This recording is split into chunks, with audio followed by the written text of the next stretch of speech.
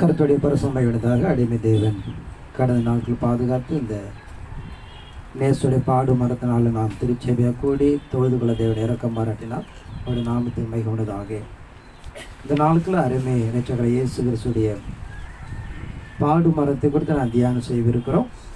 முழுவதுமே இந்த நாளுக்கு நாம் தியானம் செய்யப்பார் கல்வார் சிலையை மாத்திரம் பல ஆண்டுகளாக பல சம்பவத்தை நான் தியானம் செய்திருக்கிறோம். இன்றைக்கு இறைமாருக்கு நமக்கு நம்மோடு வெளிப்பட போகிற வேத வசனங்கள் அவர் சிலுவையுடைய பாடுகள் என்ன என்று ஒரு வசனத்தை வாசித்து கடந்தாலும் எபிரியர் 9ஆம் அதிகாரம் 22ஆம் வசனத்தை வாசி.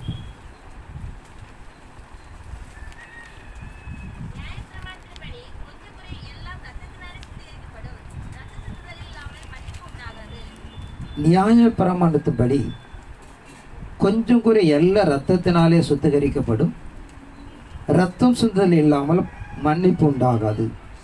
இங்கே எபிரேய பக்தன் சொல்லுகிற பிரகாரம் மோசேயினால் கொடுக்கப்பட்ட நியாய பிரமாணத்தின்படி கொஞ்சம் குறை எல்லா இரத்தத்தினாலே சுத்திகரிக்கப்படும், இரத்தம் சிந்தல் இல்லாமல் பாவ மன்னிப்பு உண்டாகாது. பழைய ஏற்பாடுகளில் காணப்படுகிற மோசேவுக்கு தேவன் அநேக பிரமாணங்கள் கொடுத்திருக்கிறார். மனிதன் செய்கிற பாவங்களுக்கு ஆடு மாடு புறா கொஞ்சிய பலி செலுத்தி தன்னோட பாவத்திலிருந்து விடுதலை ஆக்கிக் கொள்ளலாம். ஏறக்குறைய அப்படிங்கிறார் கிட்டத்தட்ட ஒரு 90% எடுத்துக்கொள்ளலாம். மிச்சம் இருக்கிற இந்த 10% பார்த்தீங்கன்னா அங்கு நடைமுறைப்படுத்த முடியாது.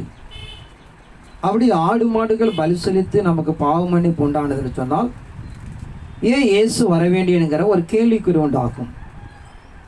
பழைய ஏற்பாடு காலத்தில் காணப்பட்ட இரத்த சிந்துதல் என்பது ஏறக்குறைய என்று சொல்லத்தக்க பிரதான பாவங்களுக்கு மாத்திரம் அங்கு மன்னிப்பு உண்டாகத்தக்க ஒரு மனிதன் செய்கிற பாவங்களுக்கு ஆடு மாடு புறா குஞ்சுகளை அவன் தகுதிக்கு ஏற்றபடி பலி செலுத்தப்படுகிறது.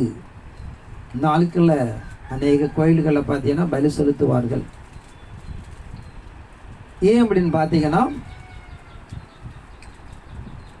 2500 ஆண்டுகளுக்கு முன்பாக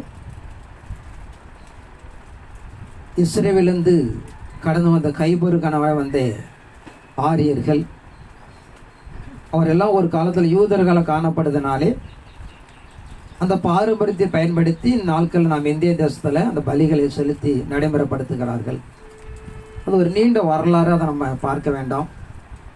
ஆனால் நமக்கு நியமிக்கப்பட்ட மோசே கொடுக்கப்பட்ட பிரமாணப்படி ஒரு மனிதன் செய்கிற பாவங்களுக்கு அக்கிரமங்களுக்கும் ஆடு மாடு புறா கொஞ்சம் செலுத்தப்பட்டது. அதனாலே பூர்ணத்தை அடைய முடியாது. ஆனால் நாம் கடைசி காலத்தில் பலி செலுத்துகிற இயேசுவை ஒப்படைக்க காரணம் நாம் தேவ செயலாக மாற வேண்டும், தேவ சமூகத்தில் நாம் நிலைப்படுத்தப்பட வேண்டும் என்பதற்காக அருமரட்சகர் இயேசு கிறிஸ்து அவர் நமக்கு பலியாக ஆனார் என்று பார்க்கிறோம். அதன் அடிப்படைக்குள்ளாக தேவன் நமக்கு நடைமுறைப்படுத்துகிற பிரகாரம் இயேசுவை நம்ம கிருபாதார பலியாக கடந்து தன்னை முற்றுப்படியாக அர்ப்பணித்தார் என்று பார்க்கிறோம். ஆனால் பழைய ஏற்பாடு காலத்தில் சொல்லப்படுகிற நிலையும் புதிய ஏற்பாடுகள் நடைமுறைப்படுத்தும் கொஞ்சம் வித்தியாசம் இங்கே அறிந்து கொள்ளப்பட வேண்டும். பழைய ஏற்பாடு காணப்பட்ட பாவ மன்னிப்பு உண்டானாலும் மனிதன் தேவ செயலாக மாற முடியாது. இன்னைக்கு ஒரு நாள் ஒரு 10 பாவம் செஞ்சுடுகிறான், ஆனால் 10 ஆடு மாடை செலுத்த முடியாது. பிரதான பாவங்களை மாத்திரம் பலி செலுத்தி தன் பாவ மன்னிப்பு உண்டாக்கி கொள்கிறான்.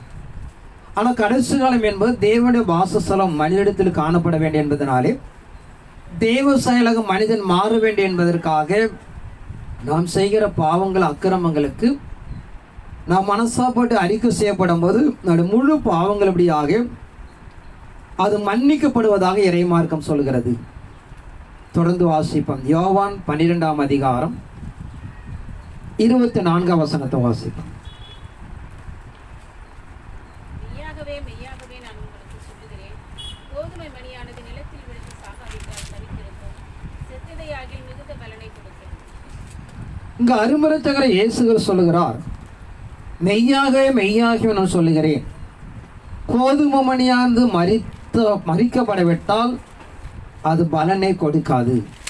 ஆனால் ஒரு கோதுமை மணியானது பூமிகளை உழுந்து மறித்தாதான் அது ஒரு நல்ல ஒரு பலனை கொடுக்க முடியும். அதே போல அருமிரட்சகரை இயேசு கிறிஸ்து ஒப்பிடுகிறார். நான் பூமிக்குள்ள வந்து மறிக்கப்படவிட்டால் ஒரு நல்ல பலனை கொடுக்க முடியாது என்று சொல்லி தன்னை ஒப்பையனாக சொல்லுகிறார். ஆனால் இறைமாருக்கு நடைமுறைப்படுத்துகிற ஒரு கோதுமை மணியானது மரித்தாதான் அநேக மணிகளை தர முடியும். அதேபோல இயேசு கிறிஸ்து நான் மரித்தாதான் அநேக மனிதர்களைபடியாக நாம் தேவ சாயலாக உருவாக்க முடியும் என்று சொல்லப்படுதா பார்க்கிறோம். ஆனால் இந்த கடைசி காலத்தில் காணப்படுகிற கிறிஸ்துடைய மரணத்துடைய மகத்துவத்தை நாம் அறிந்து கொள்ளப்பட வேண்டும். ஏசியா தீர்க்கதரிசி 54ஆம் அதிகாரம் 7-8 வாசிப்போம். இப்பொழுது உன்னை கைவிட்டேன், ஆனாலும் உருக்கமான இரக்கங்களால் உன்னை சேர்த்துக் கொள்வேன். அற்பகாலம் உனக்கு முந்தினால் என் முகத்தை இப்பொழுது உனக்கு மறைத்தேன், ஆனாலும் நித்திய கிருபையுடன் உனக்கு இறங்குவேன் என்று கர்த்தராகிய மீட்பு சொல்கிறார். இங்க அருமரட்சகர் இயேசு கிறிஸ்து குறித்து சொல்லுகிற பிரகாரம் இமைப்பொழுது இப்படியாக உன்னை கைவிட்டேன், உருக்கமான இறக்கங்களை உன்னை சேர்த்துக் கொள்கிறேன் என்று சொல்லி கிறிஸ்துடைய மரணத்தபடியாக நாம் பார்க்கிறோம். ஆனால் இறைமாருக்கு நமக்கு நடைமுறைப்படுத்துகிற அநேக சம்பவங்கள் உண்டு. அதன் அடிப்படைக்குள்ளாக நம்மை தேவன் கிறிஸ்துவ நம்முடைய எல்லா பாவங்களும் சுமந்ததினாலே அவர் கல்வார் சிலுவையில் பாவியாக காணப்படுகிறார். அதன் அடிப்படையில் 2 பேருக்கும் ஒரு பிளவு உண்டாகிறது. அதன் அடிப்படைகளை தான் தேவனே தேவனை ஏன் என்னை கைவிட்டீர் என்று அங்கே சொல்லுகிறார். அதனால் நாம் இறைமார்க்கம் எதிர்பார்க்கிற ஒரு சின்ன ஒரு இன்ட்ரோடக்ஷன் இது. நாம் பிரதான எதிர்பார்க்கக்கூடிய இயேசு கிறிஸ்துவுடையாக 3 ஆணிகள் அடிக்கப்பட்டது. ஒரு பக்கம் 5 ஆணி அடிச்சிருக்கலாம், 7 ஆணி அடிச்சிருக்கலாம், 9 ஆணி அடித்திருக்கலாம். ஏன் இந்த 3 ஆணிகள் அடிக்கப்பட்டது? அந்த 3 ஆணின்னு பார்த்தீங்கன்னா அவருடைய 2 கரங்கள் 2 ஆணி, கால்களில் 1 ஆணி, 3 ஆணிகள் அடிக்கப்பட்டது. இந்த பொதுவாக நீங்கள் வேதத்தில் எடுத்துக்கொண்டீங்கன்னா மாம்ச பிரகாரம் ஒரு அர்த்தம் இருக்கும், ஆவிக்குள்ளான ஒரு அர்த்தம் இருக்கும், வெளிப்படையான ஒரு அர்த்தம் இருக்கும், மறைவான ஒரு அர்த்தம் இருக்கும். அதன் அடிப்படைக்குள்ளாக இறைமார்க்கம் சொல்லுகிற பிரகாரம் இன்னைக்கு நிறைய மகத்துவம் உண்டு. சிலுவையை எடுத்துட்டு பார்த்தீங்கன்னா 3 விதமான சிலுவை உண்டு. ஒன்று பார்த்தீங்கன்னா டி அளவுக்கு ஒரு சிலுவை, இன்னொன்று பார்த்தீங்கன்னா எக்ஸ் ஒரு சிலுவை, இன்னொரு சிலுவை ப்ளஸ். இப்படியா மனிதன் செய்கிற பாவங்களுக்கு 3 மரண தண்டனை கொடுத்தார்கள். பொதுவாக நீங்கள் பார்த்தீங்கன்னா தேவனுக்கும் ராஜாக்களுக்கும் செய்கிற பாவங்களுக்கு இந்த 3 தண்டனை கொடுத்தார்கள். அதில் இன்னொன்று நீங்கள் பார்த்தீங்கன்னா 3 முறையில் கொலை செய்யப்படுகிறது. ஒன்று பார்த்தீங்கன்னா கல்லெறிந்து கொள்ளுவார்கள், இன்னொன்று ஒரு மனிதனை தீயிட்டு கொள்ளுவார்கள், இன்னொன்று பார்த்தீங்கன்னா சிலுவையை கொலை செய்வார்கள். இப்படிப்பட்ட இறை சமூகத்துக்குள்ள ரோமாபுரியில் காணப்பட்ட ரோம மன்னன் அவன் நியமிக்கப்பட்டிருக்கிற வேத பிரமாணப்படி இஸ்ரவேலர்கள் கை கொண்டது, யூதர்கள் நடைமுறைப்படுத்தினதும் ரோமாபுரிய மன்னன் நடைமுறைப்படுத்தப்பட்ட இந்த 3 விதமான கொலை, 3 விதமான சிலுவைகள் பயன்படுத்தினார்.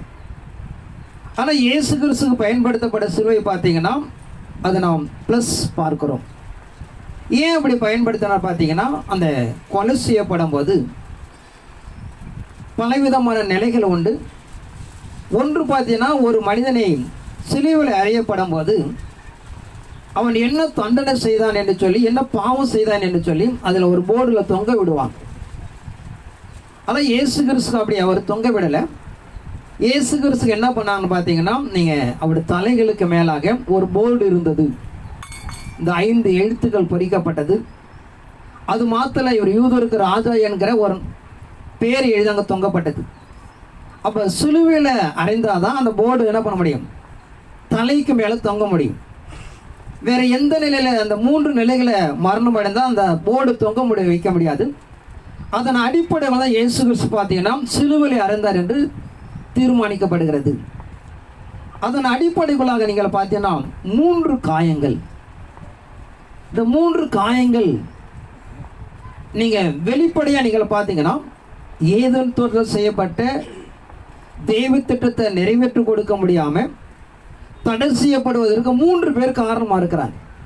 ஒன்று வலு சருப்பம், இன்னொன்று ஏவாள், இன்னொன்று ஆதாம். இந்த 3 பேரும் தேவனால் உருவாக்கப்பட்டவர்கள். கேருப்பானம் நயவஞ்சகமாக பயன்படுத்தி வலு சருப்பத்தை பயன்படுத்தி ஆதாம் ஏவாளை ஏமாற்றப்படுகிறது. அதன் அடிப்படைக்குள்ளாதான் இந்த 3 ஆணிகள் இப்படியாக அடிக்கப்படுகிறது. அதோட ஆவிக்கிற வாழ்க்கை பார்த்தீங்கன்னா, ஒரு மனிதனுக்குள்ளாக வாசம் பண்ணக்கூடிய ஆதி ஆத்மா சரீரம், இந்த 3ம் கொலை செய்யப்பட வேண்டும். இந்த 3ம் தண்டிக்கப்பட என்பதற்காக ஒரு மனிதனுக்குள்ளாக ஆவிக்குரிய அர்த்தமாக எண்ணப்படுகிற அவனுடைய ஆவி ஆத்மா சரீரம் கொலை செய்யப்பட வேண்டும். வெளிப்படையான நடைமுறைப்படுத்தப்படுகிற மரணத்துக்கு ஏதுவான பாவத்தில் தள்ளப்பட காரணமாக இருந்த வலு சருப்பம், ஏவாள், ஆதாம், இந்த 3 பேரும் சேர்ந்துதான் எந்த ஒரு கனிகளை புசிக்க கூடாது என்று தேவன் விலக்கி இருந்தாரோ அதை புசித்து தன் மரணத்தை உருவாக்கி கொண்டார்கள். ஆனால் இறைமாருக்கு நடைமுறை நீங்கள் அறிந்து கொள்ளப்பட வேண்டும். இயேசுக்கு செய்யப்பட்ட அற்புதங்களாக இருக்கலாம், அவர் பேசப்பட்ட ஓமைகளாக இருக்கலாம், அவர் கொடுக்கப்பட்ட சுகமாக இருக்கலாம், எல்லாத்துக்கும் ஒரு உள்ளடங்கின அர்த்தம் எப்பயுமே இருக்கும்.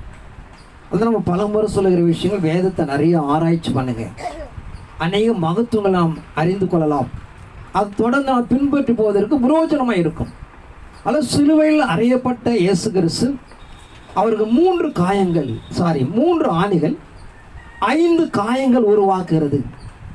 காயங்களை நீங்கள் பார்த்தீங்கன்னா 2 காயங்கள் கால்களில், 2 காலில், 2 காயங்கள் தன்னுடைய கரங்களில், 1 காயங்கள் தான் விழாவில்.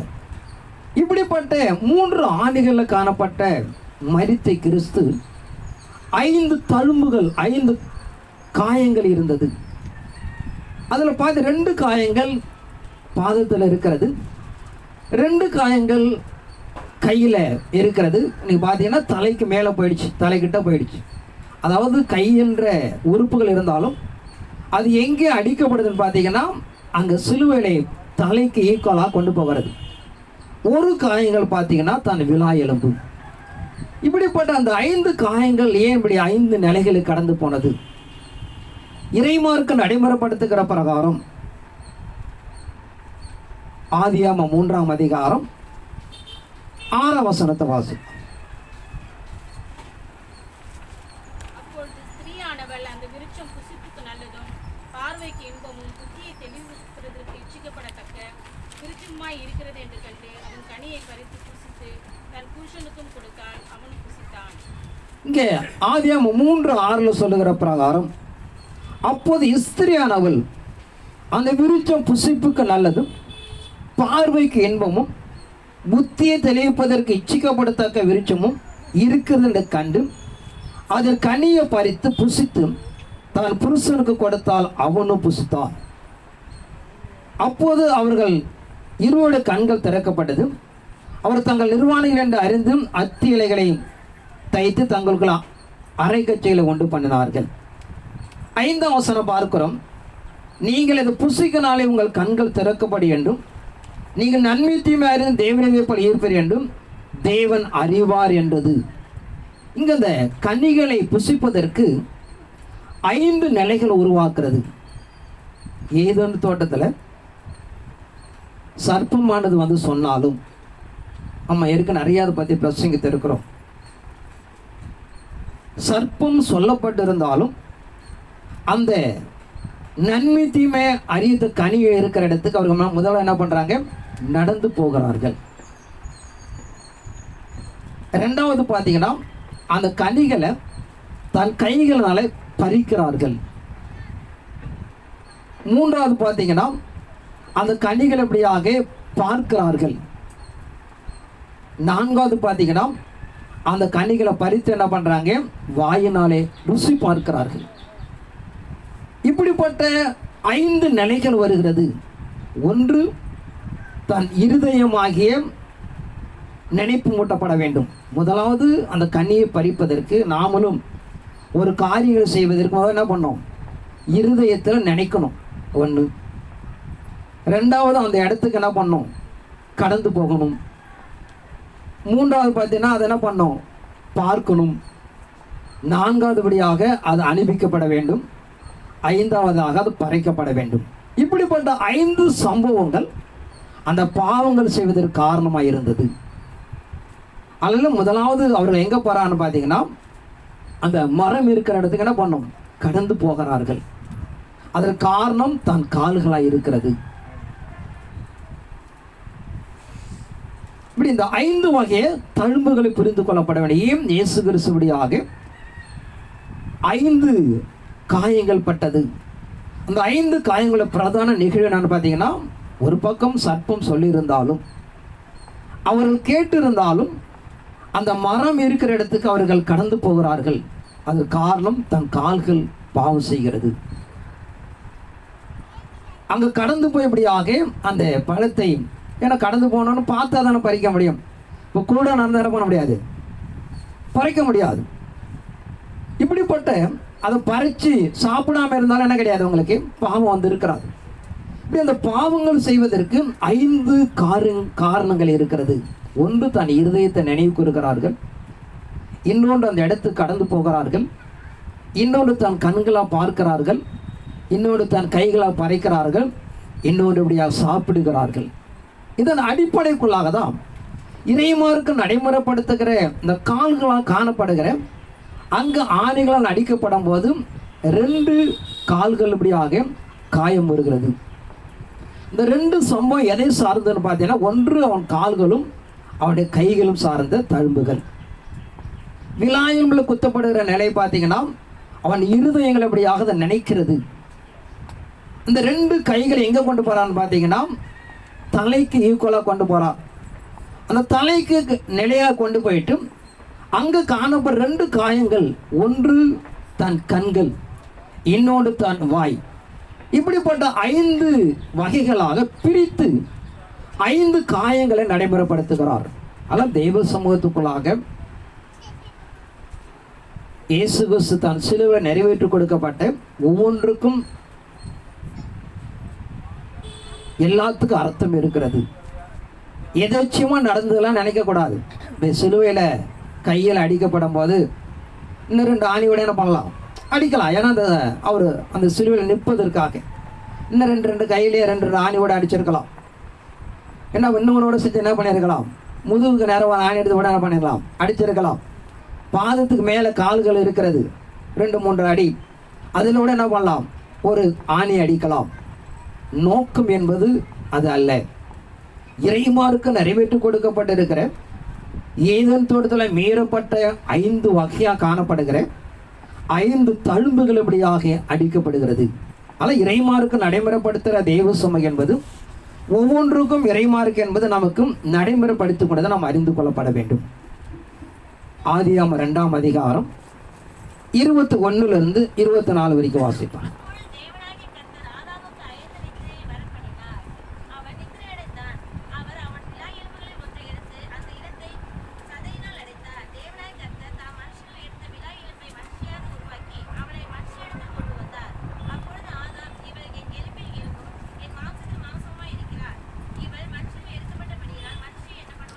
அப்போ தேவனாகிய கர்த்தர் ஆதாமுக்கு அயர்ந்த நித்திரை வரப்பண்ணினார். அவன் நித்திரை எழுந்தான். அவர் விலா எலும்பில் ஒன்றை எடுத்து அந்த இடத்தை சதையினால் அடைத்தார். தேவனாகிய கர்த்தர் தாம் மனுஷனிடத்தில் எடுத்த விலா எலும்பை மனுஷியாக உருவாக்கி அவளை மனுஷனிடத்தில் கொண்டு வந்தார்.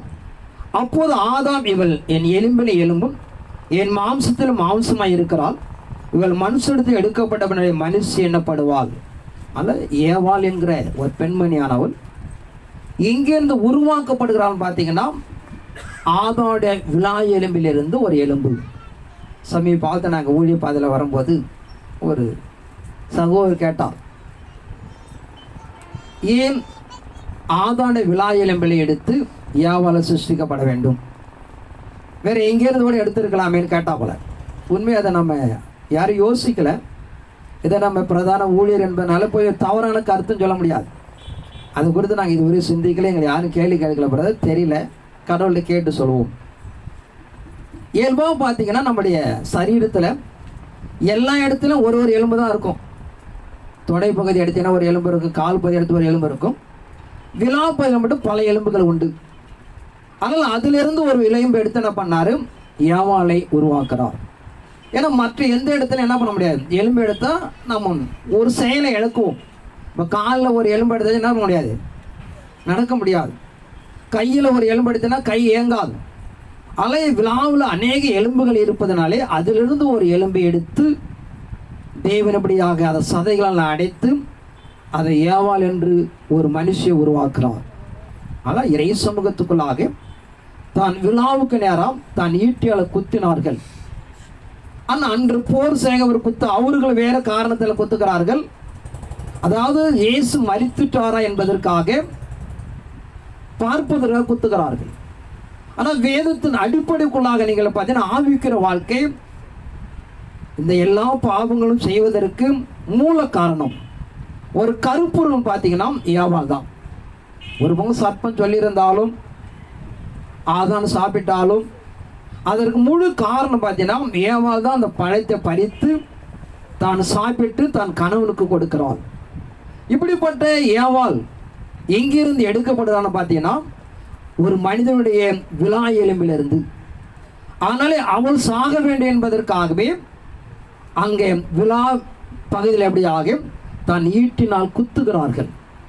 ஆனால் நாம் இறைமார்க்கம் நடைமுறைப்படுத்துகிற மரணம் என்பது பல நிலைகளை உருவாக்கப்பட்டாலும் விலா எலும்பில் குத்தப்பட காரணம் விலா எலும்பு எடுக்கப்பட்ட ஏவாள் அவள் சாக வேண்டும் என்பதற்காகவே அந்த விழாவில் அப்படியாக தான் ஈட்டினால் குத்துகிறார்கள்.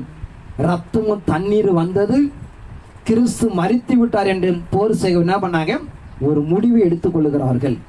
ஆனால் ஒவ்வொரு நிகழ்வுகளுக்கும் எதாச்சும் நடக்கலாதான் முக்கியம். நாம் அறிந்து கொள்கிற இறை பிரமாணம் என்பது எந்த ஒரு செயலும் எதாச்சியமாக நடக்கல, ஒவ்வொன்றுக்கும் ஆவிக்குரிய தன்மை இருக்கு என்பதை நாம் அறிந்து கொள்ளப்பட வேண்டும். ஆனால் இறைமாருக்கு நடைமுறைப்படுத்துகிற தெய்வ சமூகத்தில் எல்லாத்தையும் நாம் அறிந்து கொள்ளப்பட வேண்டும். ஆதியாகமம் 3ஆம் அதிகாரம் 7ஆம் வசனத்தை வாசிப்போம்.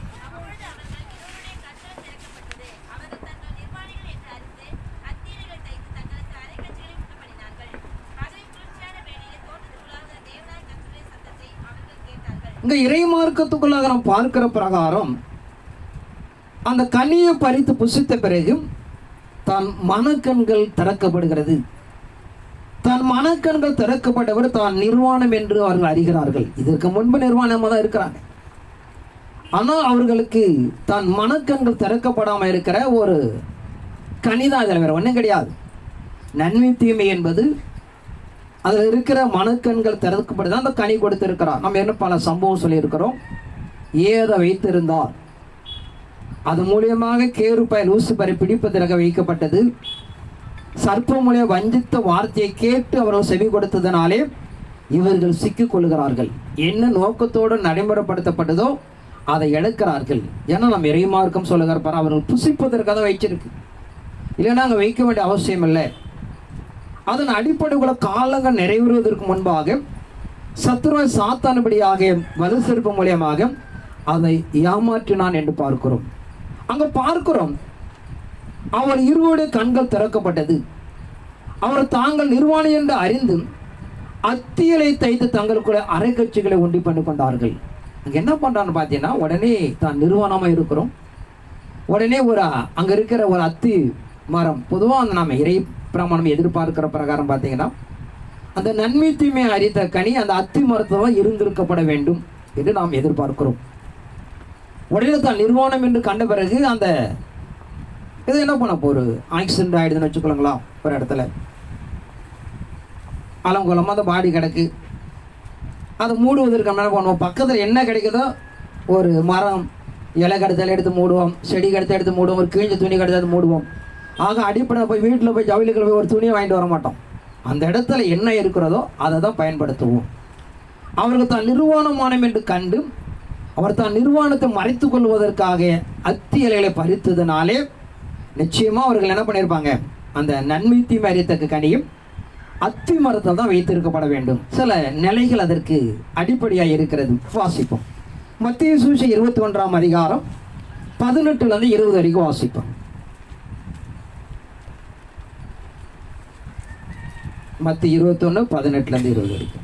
காலையிலே அவர் நகரத்துக்கு திரும்பி வருகையில் அவருக்கு பசி உண்டாயிற்று. அப்பொழுது வழியருகே ஒரு அத்திமரத்தைக் கண்டு அதனிடத்துக்கு போய் அதிலே இலைகளையன்றி வேறொன்றையும் காணாமல், இனி ஒரு காலம் உனக்கு கனி உண்டாகாதிருக்க கடவது என்றார். உடனே அத்திமரம் பட்டுப் போயிற்று. சில சீசர்கள் அதைக் கண்டு, இந்த அத்திமரம் எத்தனை சீக்கிரமாய் பட்டுப் போயிற்று என்று சொல்லி ஆச்சரியப்பட்டார்கள். காலையிலே அவர் நகரத்துக்கு திரும்பி வருகையில் அவருக்கு பசி உண்டாயிற்று. அப்போது வழியருகே ஒரு அத்திமரத்தை கண்டு அதனிடத்திற்கு போய் அதில் இலையன்றி வேறொன்றும் காணாமல், இனி ஒரு கால் உன்னிடத்தில் கனி உண்டாகாதிருக்கிறது என்று உடனே அத்திமரம் பட்டு போயிற்று. இயேசு கிறிஸ்து ஊழியத்துக்கு வருகிறார். மிகுந்த பசி உண்டாயிற்று. அவர் வரும்போது பார்த்தீங்கன்னா ஒரு அத்தி மரத்தை பார்க்கிறார். நல்ல பசுமை உள்ள மரம், நல்ல இலை இருக்கிறது. அவர் போய் இந்த அத்தி மரத்தை பார்க்கிறார். தான் பசியை ஆற்றிக்கொள்வதற்காக அந்த மரத்தில் ஒரு கனி கூட கிடையாது. அதை பார்த்து அந்த மரத்தை என்ன பண்றாரு? சபிக்கிறார். ஆனால் இறைமார்க்கு நடைமுறைப்படுத்துகிற பிரகாரம் அல்ல, பல சம்பவத்தை பார்க்கிறோம். நல்ல ஒரு பசுமையான மரம், நல்ல இலைகள் இருக்கிறது. ஆனால் அது எடுத்து என்ன இல்லை, கனி அல்ல. ஆதான நீங்க பார்த்தீங்கன்னா, யாவால பார்த்தீங்கன்னா, அவன் வாழ்ந்த வாழ்க்கை ஒரு செழுமையான ஒரு வாழ்க்கை. அந்த ஏதோன் தோட்டத்தில் சகல விதமான கனிகள் இருந்தது. அதை பறித்து தான் இலைப்பாரி கொண்டார்கள். தேவன் எதை புசிக்க வேண்டாம் என்று விலக்கி இருந்தாரோ அதை பறித்து தான் மரணத்துக்கு தன்னை உருவாக்கி கொண்டார்கள்.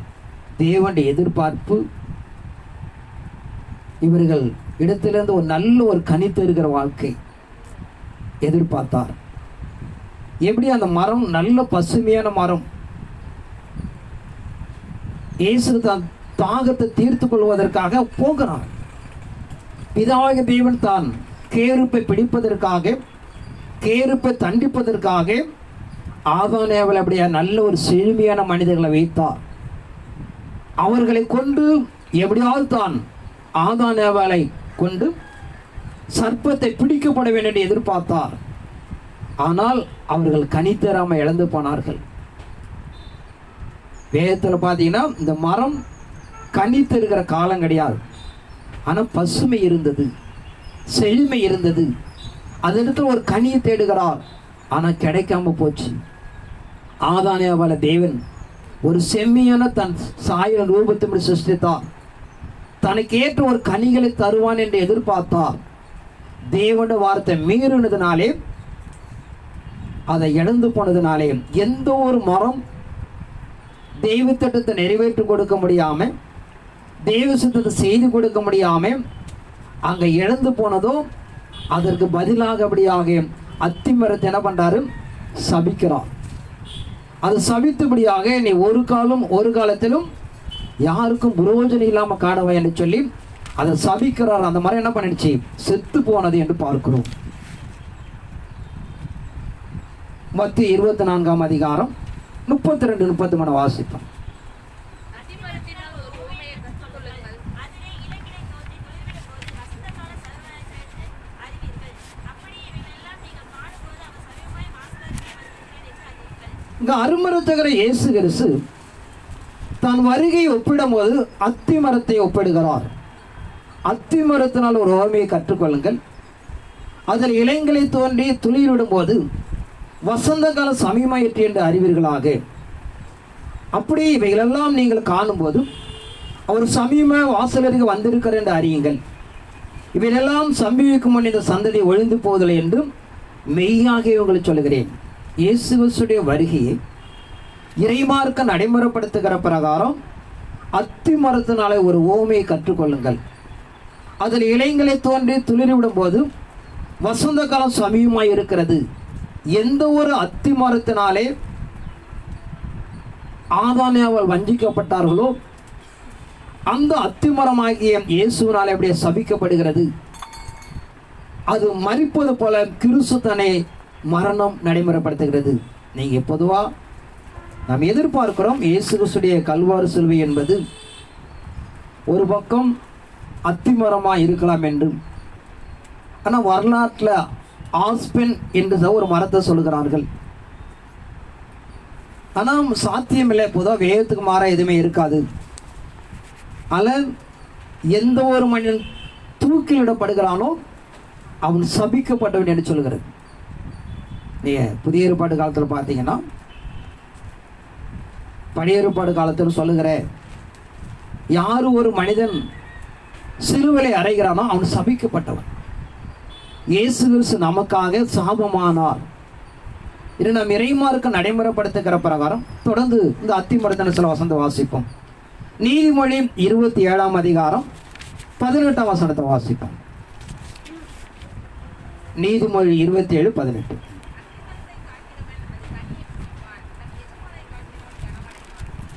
அத்திமரத்தை காக்கிறவன் அது கனிகளை புசிப்பான். அதனால் இறைமார்க்க நடைமுறைப்படுத்துகிற அத்திமரம் என்பது அந்த எந்த ஒரு மனிதன் அதை காத்து கொள்கிறானோ அதன் கனியை புசிப்பான். தன் எஜமானை காக்கிறவன் கனமடைவான். ஆனால் அத்திமரம் என்பது தன் பழங்களை கொடுக்கக்கூடியது. அத்திமரம் என்பது அங்கே இறைமார்க்க நடைமுறைப்படுத்துகிற பிரகாரம் அந்த மரத்தில் தான் நன்மை தீமையை தருகிற கனிகளை வைத்திருக்கிறார். தொடர்ந்து ஒரு வசனத்தை வாசிப்போம். ஓசியா தீர்க்கதரிசி 9ஆம் அதிகாரம் 10ஆம் வசனத்தை வாசிப்போம்.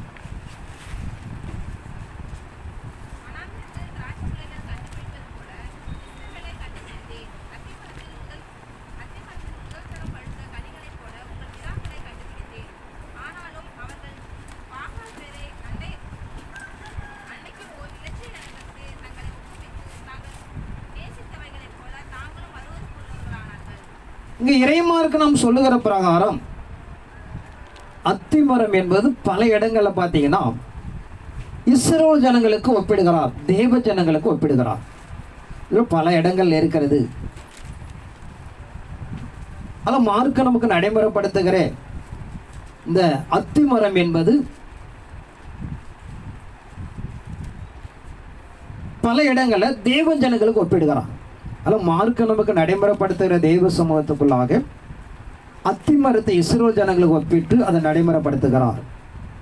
அதில் நம்ம ஏதேன் தோட்டத்திலிருந்து தொடர்ந்து ஒவ்வொரு நிலைகளும் நடைமுறைப்படுத்துவதாலும் அறிந்து கொள்ளப்பட வேண்டும். வனாந்தரத்தில் திராட்சை கொலைகளை கண்டுபிடிப்பது போல இஸ்ரவேலை கண்டுபிடித்தேன். அத்திமரத்தில் முதல் தரம் பழுத்த கனிகளை போல உங்கள் பிதாக்களை கண்டுபிடித்தேன். ஆனாலும் அவர்கள் பாகால் பேர் அன்னைக்கு போய் இலைச்சியானதற்கு தங்களை ஒப்பிவித்து தங்கள் வேசுத்தனங்களைப் போல தாங்கள் அருவருப்புல ஆக்கினார்கள். ஆனால் நம்ம ஏதோன் தோட்டத்தில் காணப்படுகிற அத்திமரம் இயேசுகிற சபிக்கப்பட்ட ஒரு அத்திமரம் இஸ்ரவேல் ஜனங்களுக்கு ஒப்பிட்டு உங்கள் முற்பிதாக்களை அத்தி பழங்களெல்லாம் தெரிந்து கொண்டேன் என்று சொல்கிறார். ஆனால் எல்லாத்துக்கும் இறைமார்க்க நடைமுறைப்படுத்துகிற பிரகாரம் அத்தியலையை அவர்கள் தரித்துக் கொள்கிறார்கள். அத்தி மரத்திலிருந்தால் நன்மை தீமை கனிகளை வைத்திருந்தார். ஏன்னா வேதனைகள் பார்க்கிறோம். இயேசு கிறிஸ்து புதுசாக அந்த இடத்துல மாத்திரம் அவருக்கு பசி உண்டான்னு சொல்ல முடியாது. பல இடங்களில் எவ்வளவு பசி, எவ்வளவு தாகத்தில் காணப்பட்டார். ஆனால் அந்த மரத்தை சபிக்க காரணம் ஏதேன் தோட்டத்தில் அப்படியாக ஒரு நல்ல ஆதானவாளுக்கு ஒரு புரோஜனமாக காணப்படுகிற கனிகளாக ஒப்பிவித்தார். அந்த அத்திமரம் அப்படியாக அபாத்திரமாக போச்சு. அதன் அடிப்படைக்குள்ளாக அந்த அத்திமரத்தை அப்படியாக புதிய ஏற்பாடுகளை தன்னை ஒப்பிட்டு அந்த மரத்தை சபிக்கிறார் என்று பார்க்கிறோம். அதில் தெய்வ சமூகத்தில் இறைமார்க்க நடைமுறைப்படுத்துகிற பிரகாரம் அந்த சிலுவையுடைய ஒவ்வொரு நிலைகளை நீங்கள் பார்த்தீங்கன்னா, அந்த சிலுவையை எடுத்துக்கொண்டீங்கன்னா 7 அடி இருந்துச்சு. அந்த சிலுவையுடைய உயரம் 7 அடி 7.5. அதை எடை எடுத்துக்கொண்டீங்கன்னு பார்த்தீங்கன்னா கிட்டத்தட்ட 150 கிலோ. அவரை பகலும் இரவென்றும் சேதப்படுத்தி வேகத்தில் பார்க்கிறோம். அவருடைய சரீரெல்லாம் தார்சால் போல் கிழிக்கப்பட்டது. ஒரு துளி ரத்தம் இல்லாமல் அவர் தலையிலிருந்து உள்ளங்கால் வரைக்கும்படியாக தார்சால் போல் கிழிக்கப்பட்டது. அதோடு மாத்திரமல்ல, நீங்கள் வரலாற்றில் பார்த்தீங்கன்னா அவருடைய அந்த புண்ணோட ஆழம் 1.5 இன்ச்சு இருந்தது. 1.5 இன்ச்சு அவருடைய சரீரத்துடைய ஆழம் புண்ணு இருந்தது. கிட்டத்தட்ட உள்ளங்கால்லேருந்து உச்சந்தலை வரைக்கும் பார்த்தீங்கன்னா ஒரு சொட்டு ரத்தம் இல்லாமல் முழுவதுமே அது அப்படி கிழிக்கப்பட காரணம் பார்த்தீங்கன்னா இதான். ஒரு பக்கம் இந்த சரீர மேன்மைக்காக தான் தேவர்களாக ஆய்விடுவோம், நன்மை தீமை அறியத்தக்க மனிதனாக மாறுவோம் என்று சொல்லி ஒரு மேன்மைக்குரியதாக சரீரத்தை எண்ணி அந்த பழத்தை சாப்பிடுகிறார்கள்.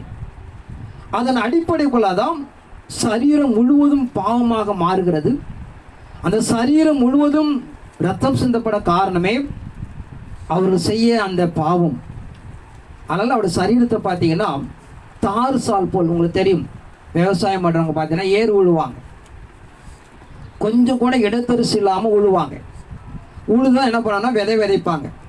அதே போல் கிறிஸ்துவோட சரீரத்துடைய கல்வாரிசுடைய நிலையை பார்த்தீங்கன்னா அது தார் சால் போல் கிழிக்கப்பட்டது. ஏறக்குறைய ஒரு சொட்டு ரத்தம் கூட இல்லாமல் முழுவதுமே தான் உடம்பிலிருந்து வடிந்தது என்று பார்க்கிறோம். அதான் நம்முடைய அக்கிரமும் பாவங்களும் மீறுதலுக்காக அருமருத்துகிற இயேசு கிறிஸ்துபடியாக ரத்தம் சிந்தப்பட்டார் என்பதை நாம் அறிந்து கொள்ளப்பட வேண்டும். தொடர்ந்து நீங்க பார்த்தீங்கன்னா அந்த சரீரத்தில் கிட்டத்தட்ட நியாயப்பிரமாணம் படி 40 அடிகள் அடிப்பாங்க. அப்படி அடிக்கப்படும் போது அந்த இருக்கிற அந்த சரீரம் முழுவதும் பார்த்தீங்கன்னா தார்சால் போல் கிழிக்கப்பட்டது என்று சொல்கிறது. இங்க சொல்லப்படுகிற இறைமார்க்க நடைமுறைப்படுத்த நீங்கள் பார்த்தீங்கன்னா அருமரட்சகர் இயேசு கிறிஸ்து அவருடைய தலையில் என்ன பண்றாங்க, ஒரு முள் கிரீடத்தை வைத்து நீ யூதருக்கு ராஜாவை என்று என்ன பண்ணாங்க, அடித்தார்கள். பொதுவாக நீங்க பார்த்தீங்கன்னா நம்ம அந்த முள்முடியால் அடிக்கப்படும் போது அந்த சாட்டியால் அடிக்கும் போது உடம்புல தான் மேக்சிமம் அடிச்சிருப்பாங்க, தலையிலெல்லாம் போய் அடிக்க முடியாது. அந்த ஏன்னா தலையில் ரத்தம் இருக்கும் இல்லையா, இப்போ அந்த ரத்தமும் வடியணும். இயல்பாக நம்ம எடுத்து ஒன்றா நம்ம சிந்தனை செய்கிறோம். நம்முடைய சிந்தனைய ஸ்டோரேஜ் மூளை அங்கேயும் இருக்கிற ரத்தமும் வடிய வேண்டும். இப்படி நிறைய ஆவிக்கிற வாழ்க்கை என்பது ஒன்று அவர் யூதருக்கு ராஜாவாக பிறந்திருக்கிறார் என்பதனாலே ஒரு முள்முடி கிரீடம் சூட்டப்பட்டது. ஆவிக்கிற வாழ்க்கை மாம்சகுற வாழ்க்கைன்னு பார்த்தீங்கன்னா மனிதனோட சிந்தனையெல்லாம் செய்யப்படுற அக்கிரமம், அதுக்காக ரத்தம் சிந்தப்படப்பட வேண்டிய என்பதற்காக ஒரு முள்முடியை அதில் தலையில சூட்டி அவர்கள் தடியால் அடித்து தலையில் இருக்கிற ஏறக்குறைய எல்லா ரத்தம் என்ன பண்ணிச்சு, வழிந்தது என்று பார்க்கிறோம். ஆனால் நம்ம ஆவிக்கிற வாழ்க்கை அவர் யூதருக்கு ராஜாவாக பிறந்திருக்கார் என்பதை அங்கே எல்லாரும் மனிதர்மத்தில் அப்படியாக ஒரு ராஜகிரீடம் சூட்டப்படுகிறது. மாமிசுக்குரிய வெளிப்படையான அர்த்தம் நாம் செய்கிற சிந்தனையில் செய்யப்பட்ட பாவத்தின் அக்கிரமத்தை ரத்த சிந்தப்பட என்பதற்காக அவர் தலையில் பார்த்தீங்கன்னா ஒரு முள்முடி சூட்டி அதை எப்படியாக அடித்து தலையில் இருக்கிற எல்லா ரத்தமும் பார்த்தீங்கன்னா அங்கே முற்றும் விடை செய்தார்கள். இப்படிப்பட்ட தெய்வ சமூகத்துக்குள்ளாக இறைமார்க்க நடைமுறைப்படுத்துகிற பிரகாரம் அவருடைய வாழ்க்கை 33 வயதில் என்ன பண்றாரு, அவர் மரணத்தை ருசி பார்க்கிறார். மனித வாழ்க்கையில் பார்த்தீங்கன்னா 3 பருவங்கள் இருக்கிறது. ஒரு பருவங்கள் குழந்தை பருவம், இன்னொரு பருவம் வாலிப பருவம், இன்னொரு பருவம் வயோதி பருவம். இப்படி ஒவ்வொரு பருவத்துக்கு காலம் பார்த்தீங்கன்னா 33 ஆண்டு. ஒரு சந்ததி என்பது 100 ஆண்டு சார்ந்தது. அந்த 100 பிரிச்சிங்கன்னா 33 வந்துடும். ஒரு குழந்தை பருவம் என்பது 33 குழந்தை பருவம் முடிகிறது. இன்னைய காலத்தை நீங்கள் எடுத்துக்கொள்ளக்கூடாது. இன்னையோட காலங்கள் அறிவு பொருட்க நிறையா. இது எழுதப்படுது பார்த்தீங்கன்னா 1ஆம் நூற்றாண்டு. அப்போல்லாம் பாவனை என்னன்னு தெரியும், நாங்கள் எங்களுக்கு தெரிந்த காலமே தெரியும். நாங்களாம் 10th படிக்கும்போது என்னன்னே தெரியாது. இப்போ 1வது படிக்கிற பிள்ளையோட சொல்லிக் கொடுக்க வேண்டிய அவசியம் இல்லை. காலத்தோட தன்மை மாறிக்கொண்டு இருக்கிறது. நம்ம பார்க்கிற குழந்தை பருவம் என்பது 2000 ஆண்டுகள் முன்பு சொல்லப்படுகிற விஷயம். ஒரு குழந்தை பருவத்தோட காலம் 33 ஆண்டு. ஒரு வாழ்வு பருவத்துடைய காலம் 33 ஆண்டு, 70 வரைக்கும் வந்துடுச்சு. ஒரு வயதுடைய ஆண்டு 33 ஆண்டு, 100 ஆண்டுகளை சார்ந்தது. வேதத்தை வாசிப்போம். ஆதியாகமம் 15ஆம் அதிகாரம் 7 வாசிப்போம்.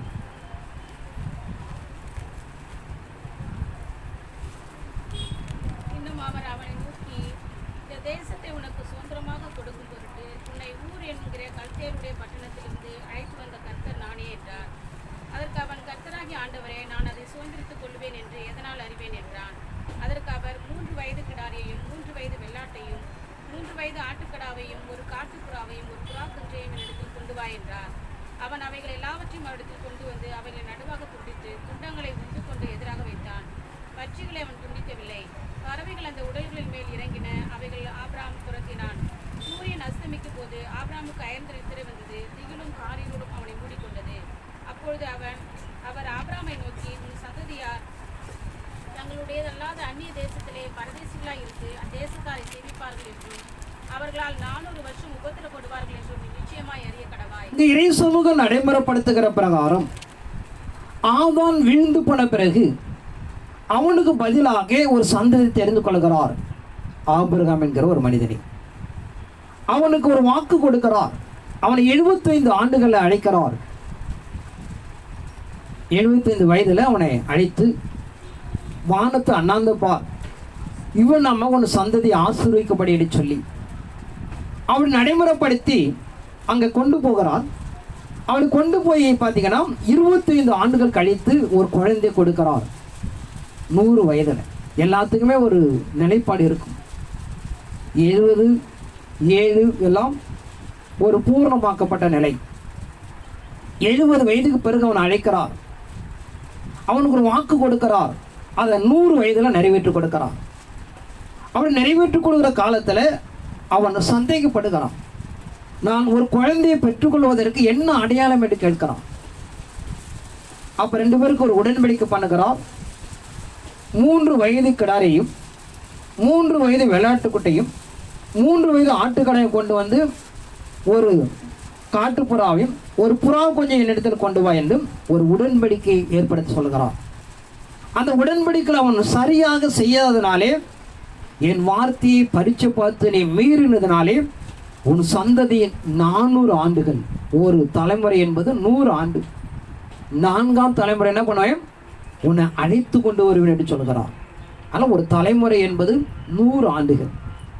அந்த 3 பருவங்களில் தான் குழந்தை பருவத்தை முடித்து தான் வாலிப பருவத்தில் துவங்கப்படும் போது இயேசுவின் சிலுவைகளை ஒப்பு கொடுக்கிறான். இந்த எல்லாத்துக்கும் சில அர்த்தங்கள் இருக்கும். மீண்டும் இயேசு கிறிஸ்து என்ன பண்ண போறான்னு பார்த்தீங்கன்னா, மணவாளனா வரப்போகிறான். நம்மை மணவாட்டியாக திருமணம் செய்து கொள்ள போடுகிறான். நீங்க அருமருத்துவர இயேசு கிறிஸ்துடைய 33 ஆண்டுகள் நிறைவடைஞ்சிடுச்சு. பாக்கி இருக்கிற 7 ஆண்டுகள் பேலன்ஸ். ஒரு திருமணம் என்பது 40 வயதில் தான் யூதர்கள் திருமணம் பண்ணுவாங்க. ஆதியாகமம் 25ஆம் அதிகாரம் 40ஆம் வசனத்தை வாசிப்போம்.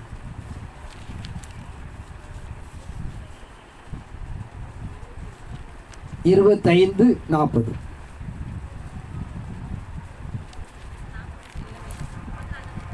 ஒரு 20, 25, 20. ஈசாக்கு ரெபெக்காளை விவாகம் பண்ணுகிறபோது 40 வயதாய் இருந்தான். இவள் பதாம் அராம் என்னும் சீரிய தேசனாகிய பெத்துவேலுக்கு குமாரத்தி, சீரிய தேசனாகிய லாபானுக்கு சகோதரியானவள். ஈசாக்கு ரபாக்களை விவாகம் பண்ணுகிற போது 40 வயதாய் இருந்தான். இவள் பதான் அராம் எனும் சீரியா தேசத்தனாகிய பெத்தேலுடைய குமாரத்தியாக இருந்தான். நீ யூதருடைய பிரமாணம் படி பார்த்தீங்கன்னா 40 வயதில் தான் திருமணம் பண்ணுவாங்க. இன்னொரு வசனம், ஆதியாகமம் 26ஆம் அதிகாரம் 34ஆம் வசனம்.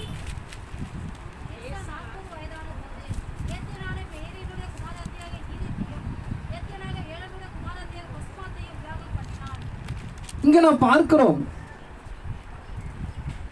ஏசா 40 வயதான போது அவன் திருமணம் செய்து கொள்கிறான். வேதனைகள் எங்க எடுத்துக்கொண்டாலும் யூதர்கள் ஆரம்ப காலத்தில் 40 வயதில் திருமணம் செய்வார்கள். 40 என்பது இன்னும் நிறைய அர்த்தங்கள் இருக்கிறது. வேதத்தில் பார்க்கிறோம், 40 ஆண்டுகள் கடந்து போய் ஒரு கானான் தேசத்தில் பாலும் ஓடுற தேசத்துக்கு கடந்து போனார்கள். 40 நாள் மோசே தான் தேவனிடம் சஞ்சரித்து கொண்டிருந்தான். 40 நாள் எலியா பிரயாணப்பட தேவனை சந்தித்தார். இப்படிப்பட்ட 40 என்பது ஒரு முடிவு, ஒரு மனமகிழ்ச்சி உண்டாக்கக்கூடியது.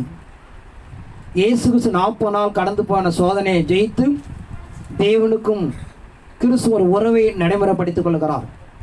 இப்படிப்பட்ட 40க்கு பிறகு பார்த்தீங்கன்னா ஒரு மகிழ்ச்சி தரக்கூடிய ஒரு காலம். ஆனால் இறைமாருக்கு நடைமுறைப்படுத்துகிற அருமருத்துகிற இயேசு கிறிஸ்து 33 ஆண்டுகள் இந்த பூமிக்குள்ள வாழ்ந்தார்.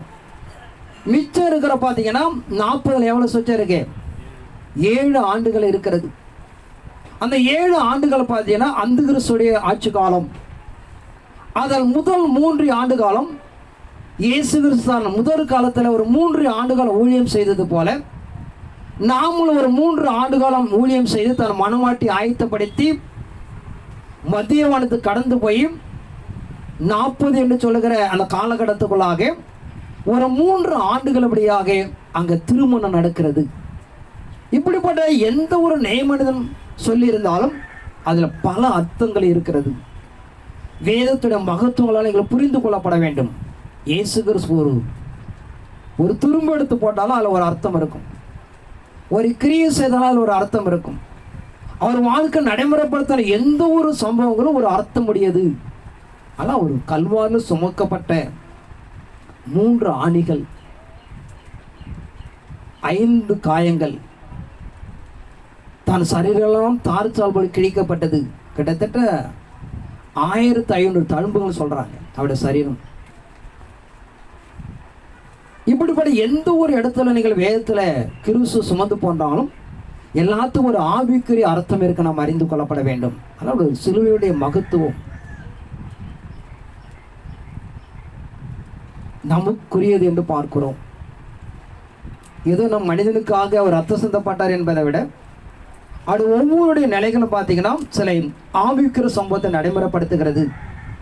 அதன் அடிப்படைகளாக இறைமார்க்க நம்மை நிலைப்படுத்திக் கொள்ள நம்மளும் அறிந்து கொள்ளப்பட வேண்டும். அதனால் மார்க்க நமக்கு நடைமுறைப்படுத்துகிற இறைசனை தான் நாம் அர்ப்பணிக்கிற பிரகாரம் தெய்வ சமூகத்தில் நாம் நிறைய பார்த்துருக்கிறோம். ஒவ்வொரு காலத்திலையும் ஏற்கனவே நீங்கள் பார்த்தீங்கன்னா அவர் கல்வாரி சிலுவையில் 7 வார்த்தைகளை உச்சரித்தார். ஏதேன் தோட்டத்தில் ஆகான் ஏவாளுக்கு 7 ஆசீர்வாதத்தை கொடுத்திருந்தார். அதை அவர்கள் இழக்கிறார்கள். 7 சாபங்களாக மாறுகிறது. அதை மீண்டும் ஆதியாகமம் 12ஆம் அதிகாரத்தில் தான் ஆபிரகாமுக்கு கொடுக்கிறார். அந்த ஒரே ஒரு வசனத்தோட வாசிப்போம். ஆதியாகமம் 12ஆம் அதிகாரம் 1 இருக்கு.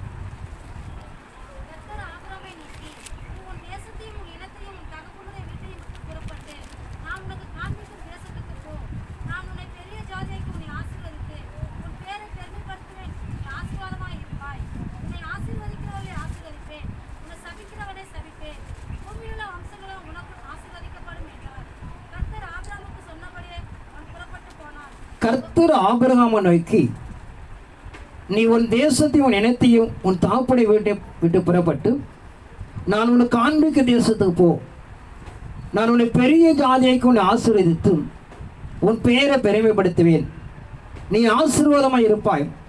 உன்னை ஆசீர்வதிகளை ஆசீர்வதிப்பேன், உன்னை சபிக்கிறவனை சபிப்பேன். பூமியில் உள்ள வம்சங்கள் எல்லாம் உனக்கு ஆசீர்வதிப்பேன் என்று 7 ஆசீர்வாதத்தை கொடுக்கிறார். அதை தொடர்ந்து யூதர்கள் தான் வாழ்க்கை நடைமுறைப்படுத்திக் கொண்டு போகிறார்கள். ஆனால் நாம் ஆதியாகமத்தில் 3ஆம் அதிகாரத்தில் பார்க்கிறோம், அவன் மீறினதுனாலே 7 விதமான சாபங்களை உருவாக்குறார். 3ஆம் அதிகாரம்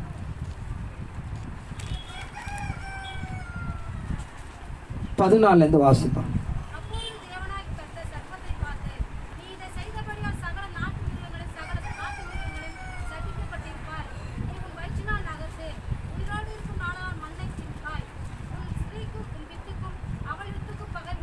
சரி, 17 தட ஆரம்பிங்க.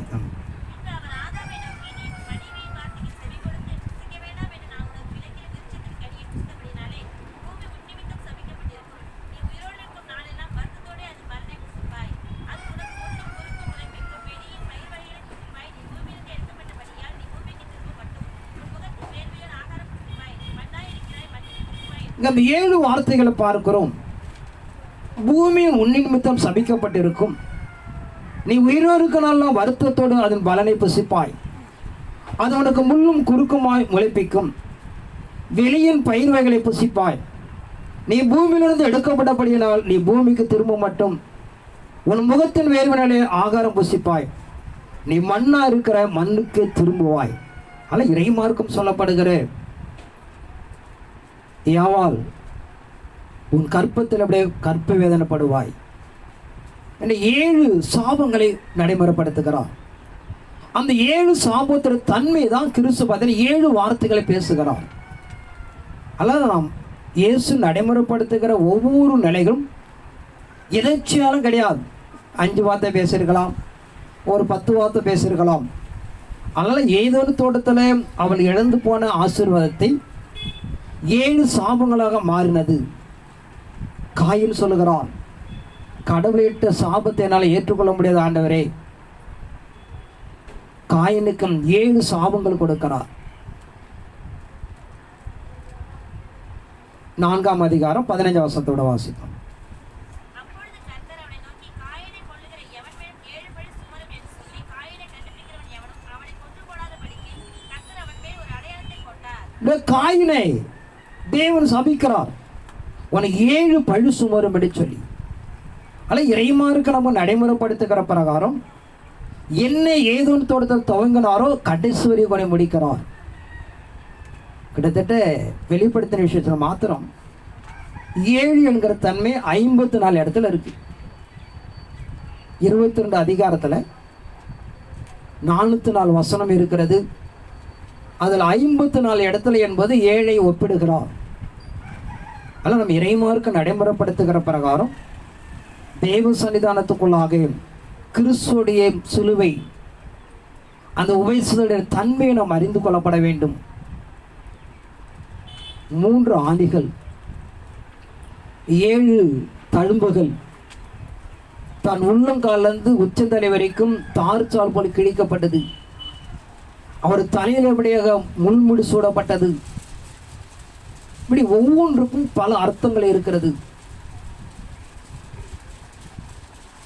கல்வார் சிறுகளை எடுத்துக்கொண்டீங்கன்னா அவர் அடித்து நிர்வாணப்படுத்துகிறார்கள். சில யூத பிரமாணத்தில் சில நிகழ்வு இருக்கிறது. அதெல்லாம் நம்ம தேவையில்லாத நிலைகள். ஆதானேவால் தான் நிர்வாணியாக காணப்பட்டதுனாலே கிறிஸ்து சிலுவையில் அப்படியே நிர்வாணமாக ஆக்கப்படுகிறார்.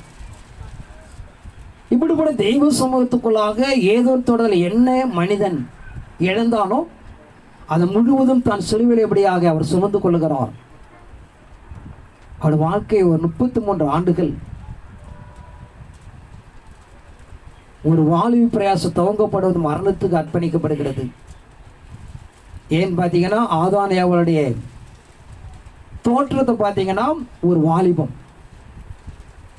அவங்க குழந்தைலாம் கிடையாது, ஒரு குழந்தையெல்லாம் பிறந்து வரல. நேரடியாக வாலிபனால் சிருஷ்டிக்கப்பட்டவர்கள், வாலிப வயது உடையவர்கள். அதாவது கிறிஸ்து வாலிபத்தில் அப்படியாக அவர் ஒப்பு கொடுக்கப்படுகிறது. இப்படி ஒவ்வொரு ஆதாம் ஏவாளை ஏதேனும் தொடர் என்ன நியமித்திருந்தாரோ அது அப்படியே சாயலாக தான் சிலுவையில் எப்படியா தன்னை அர்ப்பணிக்கிறார். அதனால் இறைமாருக்கு நம்ம நடைமுறைப்படுத்துகிற பிரகாரம் தெய்வ சமூகத்தில் ஒவ்வொரு நிலைகளும் அப்படியாக அந்த கல்வார் சிலுவையில் அப்படியாக நிர்ணயிக்கப்பட்டு இருக்கிறது.